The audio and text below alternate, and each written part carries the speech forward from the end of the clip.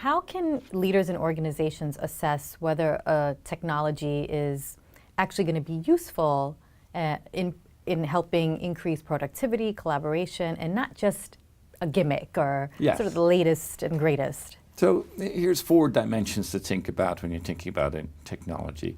One, how does it actually engage employees? So do employees look forward to using this technology with enthusiasm, or is there a little bit of a dread towards the technology? If you're sensing dread, you've either got the wrong technologies or you've had the wrong training. But employees need to be enthusiastic about the technologies. Secondly, are there technologies that might augment the capabilities of technologies of employees?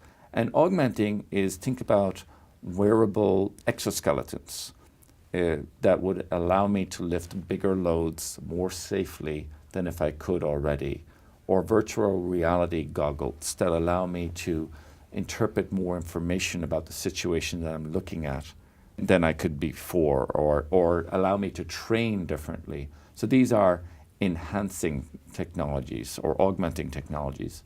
The third one is technology helping me make better decisions? You see this with all of the big data that we see around us. Well, there's a lot of technologies that help crunch data, but it's not the crunching that's important, is it actually helping me make better decisions? And then the last one is how does technology change our jobs? This is the big bogeyman about, is it going to eliminate our jobs, or does it actually enhance our jobs? And people have this argument about person versus machine, and we would assert that the argument should really be, how do I maximize person plus machine in getting work done, and looking for opportunities to make it a person plus machine in a configuration that gets better results will drive business outcomes the fastest.